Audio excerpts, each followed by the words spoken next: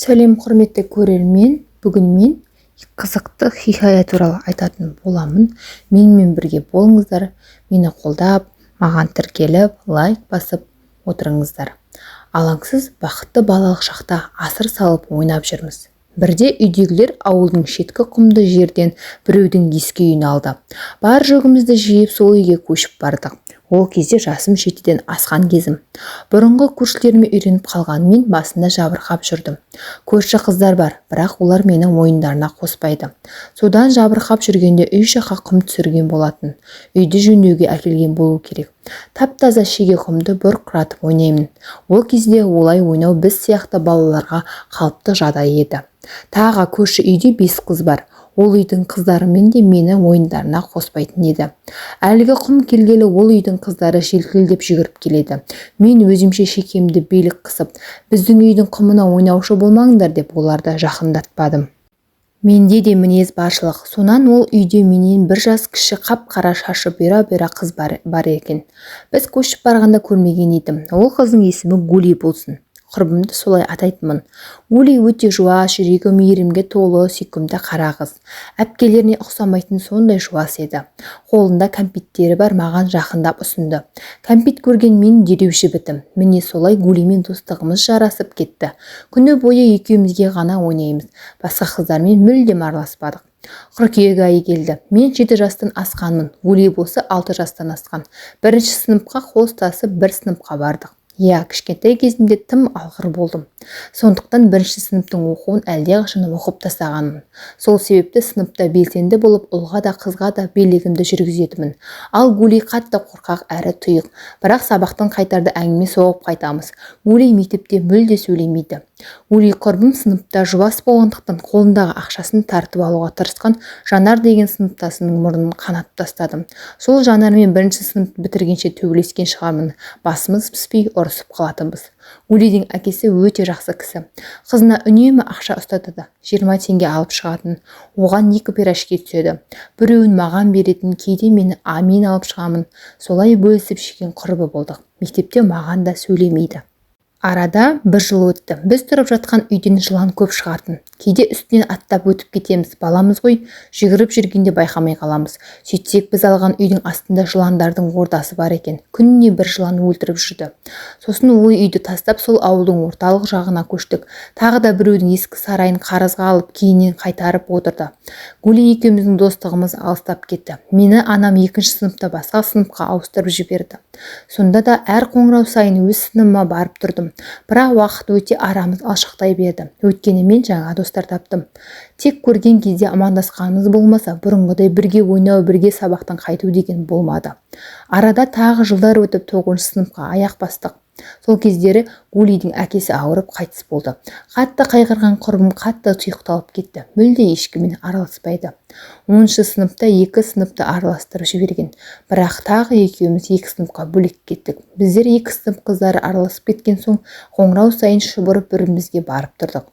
Сонда Гули жалғыз өзі партада ештеңеге қызықпай жалғыз отырады. Менімен де сөйлеспейді. Мерекеде отырыс жасаймыз. Ол кезде де қосылмайды. Елден бұрын және 3-4 қыз бар. Отырыстан қалмайтын едік. Сосын сыныптағы ұлдарды жаттап алған. Үнемі отырысқа баратын қыздарға ғана соғып бармайтынды қыздарға соқпайды. Ертеңіне мұғалімнен сөз естиміз. Бірақ ұмытып кетіп, ұлдар вечер жасаса тағы барасың ғой, және көшедегі бізді мұғалімді тексеріп жүрсе, олардан тығылып сондай қызықты күндеріміз көп болған қайран жастық шағай. Мектеп бітіру кеші. Алғаш рет соңғы кездесуде құрбым екеуміз фотоға түстік. Сол кеште кішкене сөйлестік, сәл қимастық бардай. Мен оқуға түсе алмай қалып жұмыс жасап жүрдім. Құрбым таныстары арқылы басқа қалада тойханада жұмыста жүргенін үйдегілер айтты. Маған да сол жұмысқа барасың ба дегенде бірден келістім. Біз оңтүстіктің қыздарымыз, жұмыс солтүстік Қазақстанда. Мен ауылдың 2 қызы және құрбым күтіп алды. Мен шокпын. Неге дейсіздер ме? Сөйлемейтін құрбым кәдімгідей ашылып, барлық жанмен тілі табысқан, ұяң мінезі жоқ. Біраз өзгерген. Енді Гули деген кішкентай кезіміздей ашық жарқын араласып, сөйлесіп, өткен қызықтарымызды айтысып ұзақ сарақтардық. Екеуміз егіз қоздай бірдей киініп, тіпті біріміздің киімімізге дейін кие салып жүре береміз. Жүзімізде күлкі кетпейтін. Негізгі мен өмірде әзілқой жанмын. Ойнап күлгенде кез келген адаммен тіл тез тіл табысқанды ұнатамын. Оларды жақтырмай сөйлесіп кете беремін. Тойханаға алғаш барғанда даяшы болдым, бірақ мен кухняға баруға бастықтан сұрандым. Құрбым сол жақта. Солай кухняда бірге жұмыс жасап бір пәтерде тұрдық. Талай қызықты күндеріміз жиі болды. Бір-бірімізден ажырамастай құрбы болған едік.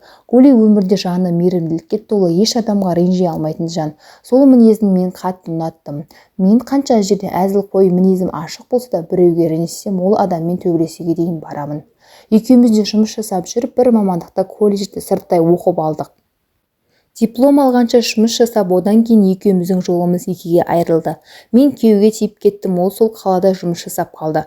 Бірақ біздің байланысымыз үзілмеді. Менің қолым босай салса, бірінші Гулиге звондаймын. Арада 4 ай өткенде Гули звондап, мына жақ сен болмағасын, қызық емес, ауылға қайтамын, басқа жұмыс істеймін деп қояды. Мен қалаға келін болып түскенмін, ауыл 1 сағаттық жер. Сонан ол қалаға келді. Екеуміз құшақтасып көрістік. Қалада жұмыссыз іздеп жүрміз. Мен Гулидің қасында еріп жүрмін. Ішімде тұңғышым бар. Ол кезде мен 20 жастамын. Ол 19 жаста. Мен 18 жаста тойханада шеф-повар болдым.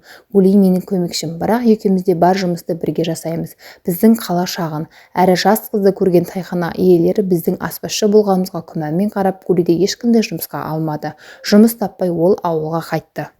Ауылдың бір жігітімен сөйлесіп жүрген, WhatsApp арқылы кездесуге шақырып қоймаған соң, шығып көрейінші деп ойлаған Гулиді алып қашқан. Негізгі құрбым мүлде жігітпен жүрмеді. Өйткені жұмыс таңғы 7-ден түнгі 3-ге дейін. Телефонмен бір жігітпен сөйлескені болмаса, солай құрбымда келін атанды. Негізгі күйеуіне өзі де ғашық екен. Бала кезден бір-бірін таниды. Мен тойға бара алмадым. Сол кезде ағам үйленіп жатыр еді. Екеуміз тағы да телефондамыз. Оның ата-енесі алтын адамдар. Күйеуі де өте жақсы адам еді. Гули 2 жыл бойы бала көтере емделіп жүрді. Сол кездер Гулидің жасы үлкен, қайнағасы өзінің бірнеше жас, Гулиден 2 жасқа үлкен, бұрын ажырасқан әйелге үйленеді. Бастапқыда жақсы абысынды келінді болып жүреді.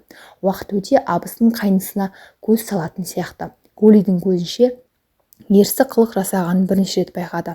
Маған сендердің бұндай қылықтарың ұнамайды деп бетіне айтқанда абысына, келін не болды сонша, қайным болғасын ойнадым деп сөз қайтарады. Күйеуін қатты қызғанған Гули іштей үндемей, бәлкім мен жаман ойлаған болармын деп өз-өзіне жұбатады. Бірақ абысынымен арасы дұрыс болмай жүреді.